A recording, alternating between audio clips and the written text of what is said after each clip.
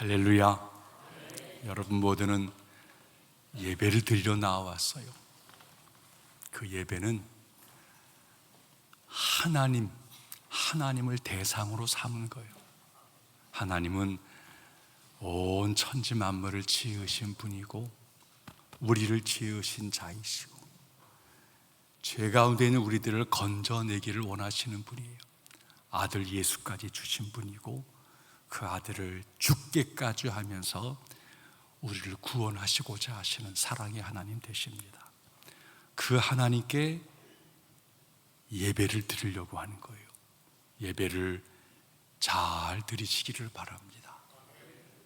예배 잘 드려야 돼요. 예배를 잘 드리려면 예배를 받으시는 하나님을 가슴에 담아야 돼요. 생각과 마음이 그 하나님을 향해 있어야 돼요. 내가 왔다는 거, 그 아무런 의미 없어요. 억만금의 예물을 가지고 내가 왔다. 생명을 주신 예수님 앞에서 그게 무슨 의미가 있겠어요? 예배를 잘 드린다는 말의 의미는 하나님을 하나님으로 잘 인정하는 거예요. 예배가 반듯하면 찬양 속에 하나님을 높여드리는 마음이 있고 기도 가운데 하나님께 아뢰고자 하는 간절함이 있는 거예요. 말씀을 들을 적에 나를 향한 주의 음성으로 듣겠다는 갈망이 있는 거예요. 예배를 잘 드리면 시든 내 영혼이 살아나는 거예요. 혼란에 빠지고 문제 많은 내가 중심을 잡는 거예요. 예배를 잘 드리면 회복이 나타나요. 여러분, 병든 몸과 마음 잘 회복하기를 원한다면 때마다 예배를 드리는 거예요. 주일날 예배를 드리고 삶에서 예배를 드리고 때마다 새벽마다 예배를 드리면서 내 영혼을 하나님 앞에 세우려고 몸부림을 치는 거예요. 그러면 영혼이 잘 돼요. 범사가 잘 돼요. 강건함이 있는 거예요. 사람들은 믿고 싶은 대로 믿고자 합니다. 대상을 정확하게 알고 바르게 믿어야 되겠다는 것이 아니라 자기 믿고 싶은 대로, 자기 마음대로 믿어요. 오늘 본문이 그런 이야기입니다. 물고기 2, 떡 5으로 5,000명을 먹이신 예수님을 바라보면서 야, 이 양반 대단하구나. 우리의 가난, 경제 문제를 해결해 줄 자이구나. 그렇게 예수를 믿고자 했다는 거예요. 하지만 예수님께서는 나는 너희의 육신의 배고픔을 만족시켜 줄 자로 온 것이 아니다. 이게 주님 말씀이에요. 예수님은 그 이상이세요. 여러분, 배고픔이 배부름이 되면 실증나고 버려지는 그런 예수님이 되어져서는 안 돼요. 예수님은 하나님께서 보내주신 바로 그분이시다. 나의 구원을 위해서, 내 생명을 위해서 하나님이 내게 주신 분이야. 그런 고백을 가지고 믿음 생활해야 합니다. 그러려면 우리의 진정한 믿음 생활은 만나를 넘어서야 돼요. 만나를 넘어서야 돼요. 여러분, 한번 31절로 33절 석절 말씀 시작. 기록된 바 하늘에서 그들에게 떡을 주어 먹게 하셨다 함과 같이 우리 조상들은 광야에서 만나를 먹었나이다. 예수께서 이르시되 내가 진실로 진실로 너희에게 이르노니 모세가 너희에게 하늘로부터 떡을 준 것이 아니라 내 아버지께서 너희에게 하늘로부터 참 떡을 주시나니 하나님의 떡은 아멘. 예수님께서 활동하시던 당시 이스라엘 백성들은 참 힘들고 어려웠어요. 이스라엘이 로마의 침략을 당하고 농사짓고 장사해서 아무리 벌어도 많은 세금으로 로마가 거두어가 버리고, 안타깝지만 이 유대 땅을 다스리는 정치 조야들도 그 로마와 연결되어져서 백성을 살피기보다는 자기들만 살찌려는 마음이 너무너무 많았어요. 이런 잘못된 정치나 사회 현실을 그러면 종교 지도자가 좀 고쳐줘야죠. 바른 말을 해야죠. 하지만 그들도 침묵했고 오히려 힘 있는 사람에게 야합했어요. 결국 백성들 홀로 그냥 수탈을 당하고 그냥 다 뺏기는 거예요. 너무너무 먹고 사는 게 힘들었던 것이에요. 희망이 없던 시절이 예수님 당시 이스라엘 백성의 모습이었어요. 저들의 간절한 문제, 이 먹는 것만 잘 해결되어졌으면 이게 삶의 큰 문제였어요. 먹는 것만 해결해 준다면 그분을 우리 왕으로 섬기고 싶다, 이런 정도였어요. 바로 그때 예수님께서 물고기 2, 떡 5으로 5,000명 이상을 먹이신 사건이 벌어진 것입니다. 이 소식이 금방 갈릴리 주변으로 확산되어졌어요. 모두가 예수님께 나오게 되어졌고 예수님 인기가 하늘을 쏟는 거예요. 14절에 그 사람들이 예수님의 행하신 표적을 보고 말하되 이는 참으로 세상에 오실 선지자이구나. 자신들의 먹을 것을 해결해 준다고 이분이 바로 메시아 아니야? 이분이 바로 구원주 아니야? 라고 여겼다라고 하는 거예요. 그렇게 믿고 싶은 거죠. 하지만 예수님께서는 이런 백성들의 열광적인 인기에 영합하지 않고 저들을 피하셨어요. 산으로 올라가셨어요. 다음 날 자리를 옮겨서 이웃마을로 가버리고 말았어요. 왜 예수님께서 자신을 추종하는 사람들과 거리를 두시는 것입니까? 그들의 의도가 주님의 뜻과 너무나 달랐기 때문이에요. 백성들이 예수님께 열광하는 이유, 먹을 것을 주었다는 거예요. 힘들고 어려운 삶에 나를 좀 유익하게 주었다라고 하는 거예요. 떡맛을 보았기 때문이죠.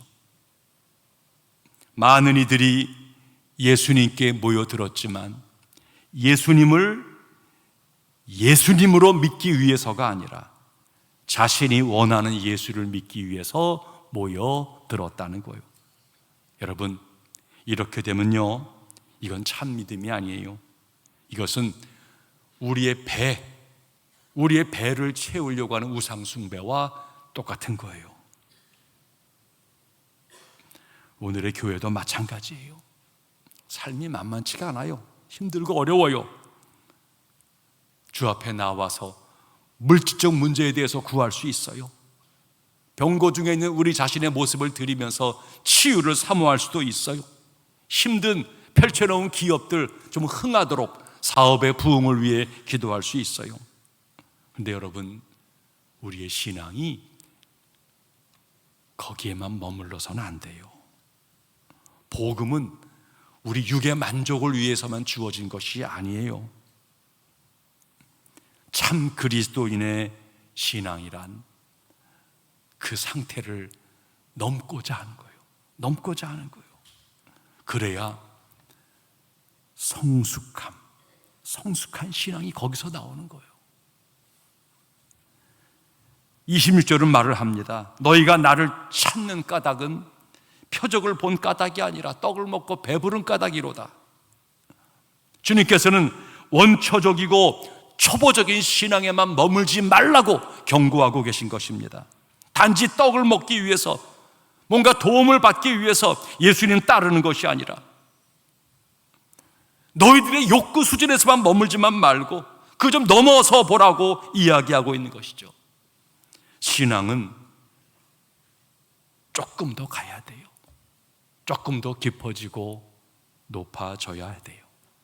비본질적인 것에서 진짜 본질이 뭔지를 붙잡으려고 몸부림치는 흔적이 있어야 신앙이 성장을 해요. 깊어져요.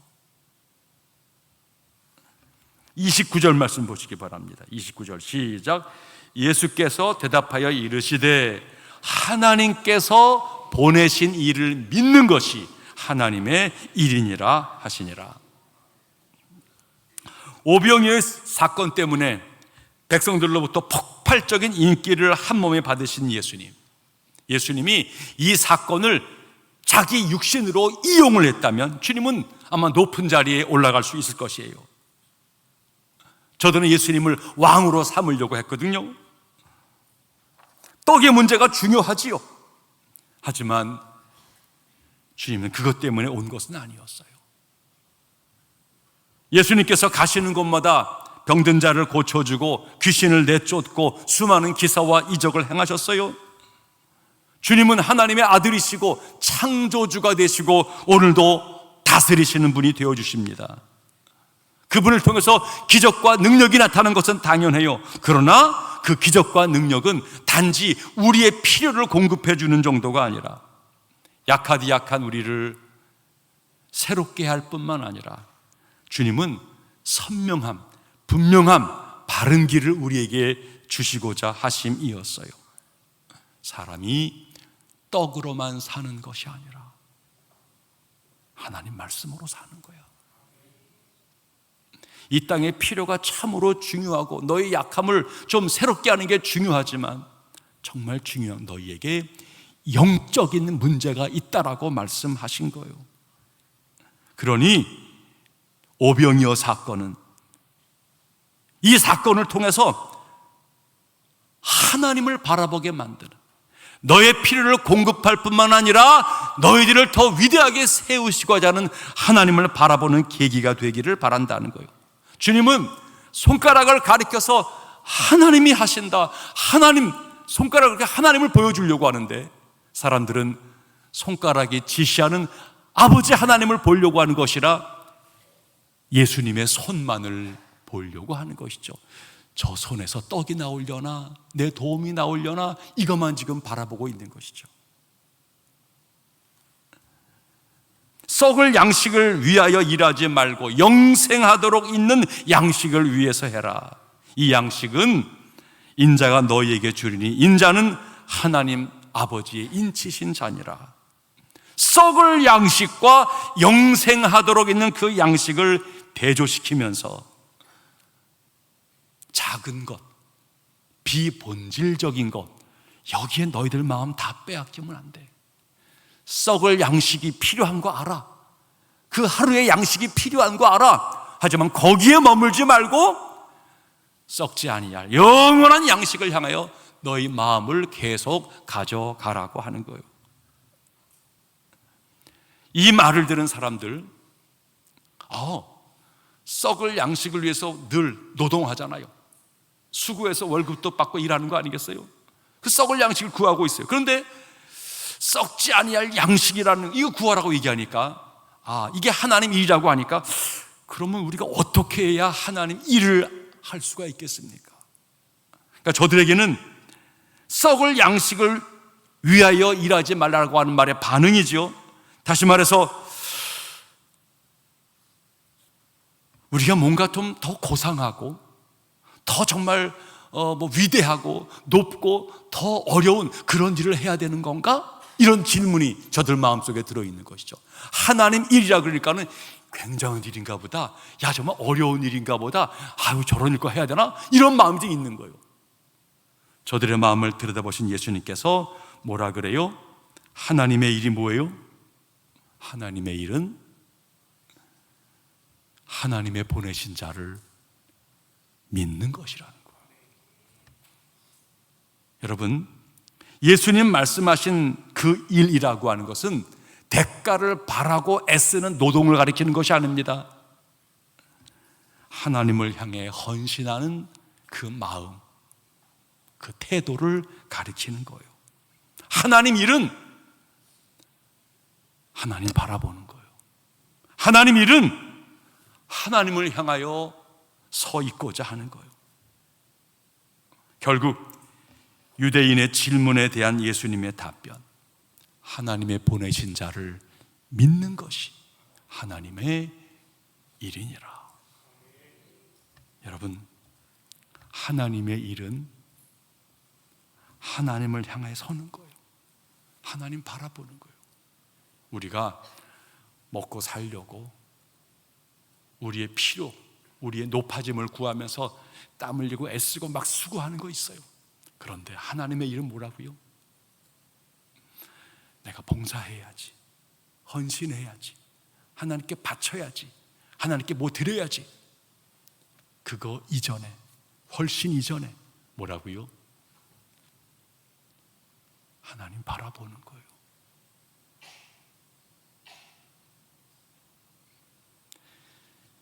이게 작은 일처럼 보여지십니까? 별거 아닌 것처럼 보여지십니까? 그게 진짜 하나님 일이에요.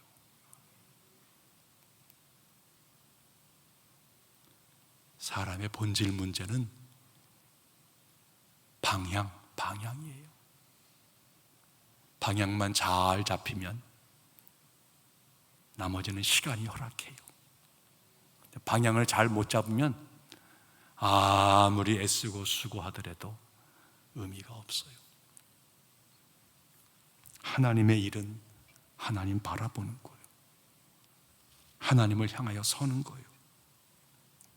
사람들이 교회에 나오면 교회의 일, 하나님의 일에 대해서 관심을 갖죠. 본능적으로 나도 새로운 소속 집단에 왔으니까 나도 가만히 있으면 안 되겠고, 뭔가 이제 부담 아닌 부담이 있는 거예요. 나도 그럼 바쳐야 되나? 나도 주방 가서 일해야 되나? 나도 뭐 행사에 참여해야 되나? 뭐 해야 되나? 귀한 말들이에요. 다 귀한 거예요. 주의 일을 하고 교회 일을 하고 교회 안에 여러 사업과 봉사에 참여하고 사회적으로 여러 봉사활동에 충실을 다하고 다 귀해요. 그런데 그 모든 것보다 우선순위에 둘 것, 예수님 말씀하신 것처럼 하나님의 보내신 일을 믿는 것이 하나님의 일이에요. 예수 잘 믿어야 돼요. 이보다 더 큰 일이 없어요. 여러분, 사실 믿음이 없으면 모든 것이 헛돼요. 믿음 없이 일하다가 실족하고 시험에 빠지고 넘어지고 믿음이 없으면 제풀에 지쳐요. 하나님께 영광을 돌리지를 못해요. 믿음이 없이는 기쁘시게 못하나니 하나님께 나아가는 자는 반드시 그가 계신 것과 또한 그가 자기를 찾는 자들에게 상 주시는 이심을 믿어야 할지니라. 신앙생활은 하나님 잘 믿고자 하는 거예요. 봉사하고 일하고 뭐 여러 가지 그 모든 것들은 저 한참 뒤에 벌어지는 거예요. 한 성도가 환상 중에 천국을 간 거예요. 높은 시온산 꼭대기에 잘 지어진 새 예루살렘 성전을 바라보는 거예요. 성경 말씀 그대로 여러 보석으로 각양의 모습으로 아름답게 지어진 그 성전, 가까이 가보니까 문 하나가 있는데 성경 말씀 그대로 진주 하나의 모습으로 큰 대문이 이루어져 있었어요. 야, 내가 천국에 왔구나. 그리고는 그 문을 두드렸어요. 한 분이 나와왔어요. 얘기 들어보니까 베드로입니다. 베드로를 본 그분이 이렇게 말합니다. 저는요, 서울 모 교회에서 오랜 중직 생활을 한 자입니다. 그리 인사를 한 거예요. 근데 베드로가 별로 표정이 그리 밝지는 않았다는 거예요. 그런데요, 성도요, 이 성으로 들어오려고 그러면 믿음표가 있어야 되는데 그 믿음표 갖고 계십니까? 이분이 자기를 앞만 뒤져봐도 믿음표가 없는 거예요. 베드로에게 다시 사정을 합니다. 저는 서울에서 온 모 교회 중직자입니다. 제가 그 교회를 수십 년 동안이나 얼마나 대소사를 잘 섬겼는지요. 그런데 그 믿음표 하나 없다고 제가 이 성을 못 들어간단 말입니까? 베드로가 너무나 이상하다는 듯 그를 쳐다보는 거예요. 아니, 믿음도 없이 중직을 수십 년이나 했다고요? 그거 이상하군요. 문을 닫아버렸다는 거예요. 여러분, 우리가 가장 먼저 교회에서 해야 할 하나님의 일은 예수 믿는 거예요. 예수 믿는 거예요. 교회 일을 수십 년 했다 할지라도 믿음이 없는 봉사와 헌신 아무 소용없어요. 예수 제대로 믿는 믿음으로 행해야 일이 되는 거예요. 방향이 바르게 잡히게 되어지는 거예요. 그래야 모두에게 덕과 유익을 끼치게 되어지는 거예요. 반대로 믿음 없는 봉사, 시간 지나면 제풀에 지쳐요. 내가 이만큼 수고했는데 왜 나를 알아주지를 않는 거야? 내가 이렇게 어려움에 처했는데 왜 나를 돌봐주지 않는 거야? 교회가 이럴 수가 있어? 여러분, 믿음의 공동체 성도가, 목회자와 여러 교회 어른들이 잘 섬기고 도와야 될 책임이 있는 것은 분명해요. 생명 다하도록 해야 돼요. 그러나 우리의 구원은 예수에게 있는 거예요. 우리의 위로와 평강, 도움은 예수에게 있는 거예요. 예수 믿어야 진짜 도움을 받는 거예요. 신앙생활의 맨 말미에 믿음이 없어서 우왕좌왕, 혼란스러움, 그 복잡함에 빠진 분들이 계세요. 여러분, 하나님의 일은 예수 잘 믿는 거예요. 35절 말씀 보시기 바랍니다. 시작.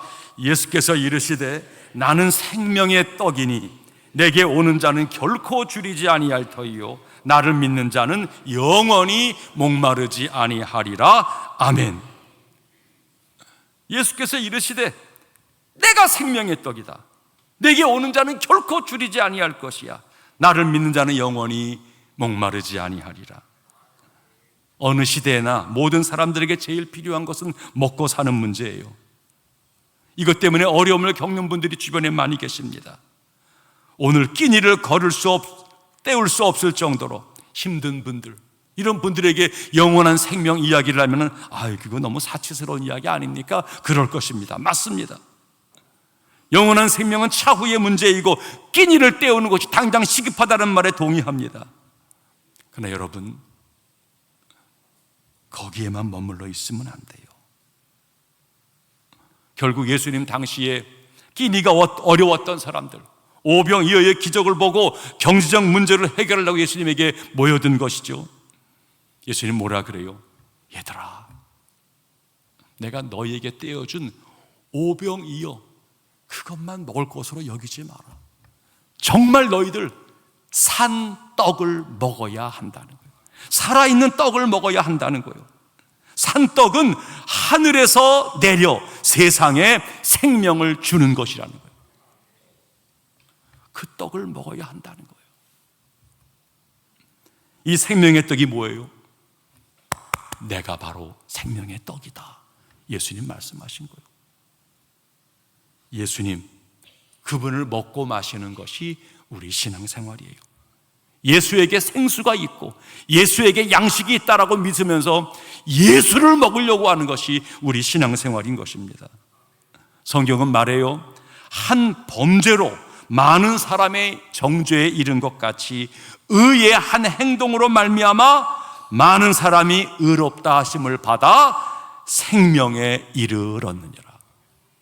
아담으로 말미암아 그의 불순종과 죄로 말미암아 우리가 그 전철을 밟게 되었어요. 그런 우리들이 끝없이 먹어도 배고프고 마셔도 갈증나고 삶을 모아도 끌어모아도 여전히 허전하고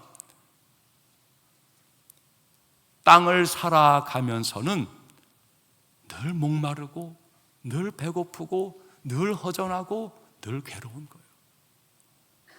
예수님, 내가 생명의 떡이다.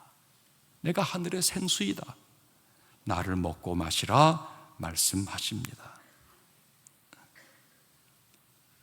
생명의 떡이신 예수를 믿는 것, 먹는 것, 이게 가장 중요하다는 거예요. 이 생명의 떡을 먹게 되어지면 영생의 기쁨이 있다.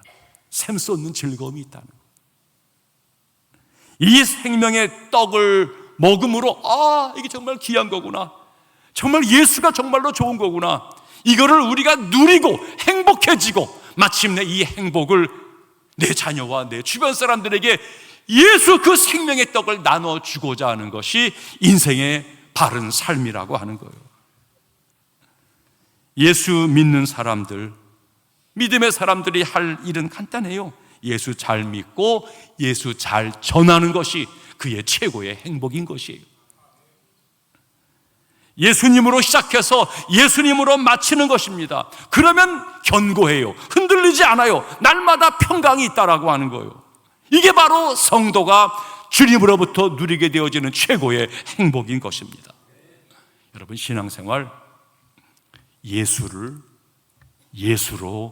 믿는 거예요. 내 마음대로 믿는 것이 아니라, 내 마음대로 그리고 색칠하고 꾸며서 믿는 것이 아니라, 예수님이 누구이신지 성경이 말한 대로 예수님 믿는 거예요. 하나님의 일은 예수 믿는 거예요. 예수 믿어요. 그러면 배불러요. 예수 믿어요. 절망 중에도 소망이 보여요. 예수 제대로 믿어요. 그러면 삶이 아무리 꼬이고 뒤틀려도 길이 보여요. 신앙인은 예수를 먹고 마시며 살아가는 삶이에요. 신앙인은 예수를 바라보고 예수를 즐기는 삶이에요. 신앙인은 예수를 묵상하고 예수를 따라 살고자 하는 거예요. 신앙인은 예수 한 분만으로 만족하는 거예요. 여러분, 예수님의 배부름을 누리지 못한 채 떡으로, 주변거리로 붙잡고 그거 내가 많이 가졌다, 이거 갖고서는 사람들에게 영향을 줄 수가 없어요. 그런데 예수로 배부르고 예수로 만족하는 자들에게는 가진 게 아무것도 없어도요, 나눠줄 게 있어요. 자녀와 후배들에게 따라오라고, 이 길이다고 말할 자신감이 있어요. 그가 배부른 자이죠. 그가 능력자이죠. 예수 잘 믿고 계십니까? 예수 잘 믿어야 돼요. 세월 더해 갈수록 예수님과 가까워져야 돼요. 천국은 예수님 계신 곳이에요. 천국 가는 이유는 나의 구원의 주님을 만나러 가는 거예요. 그런데 예수를 모르고서야 어찌 가겠어요? 중간에 예화처럼 엉뚱하게 사람, 물질, 내 선행, 내 봉사, 그거로는 천국 가면 문제가 많이 생겨요. 예수를 먹고 마신 자가 예수님 편에 나아가서 주님이 너무 고마웠어요. 주님 너무 자랑스러워요. 그 말을 하려고 하는 거예요. 그 행복, 즐거움을 나누는 것이 천국의 즐거움이에요. 예수 잘 믿는 것이 내 영혼의 본질이고 행복이에요. 자, 후반기 여러 일들 많이 하시겠지만 모든 일들 가운데 내가 예수 잘 믿어야 되겠다, 예배를 잘 드려야 되겠다, 이 마음을 가지고 후반기 맞이할 수 있기를 바랍니다.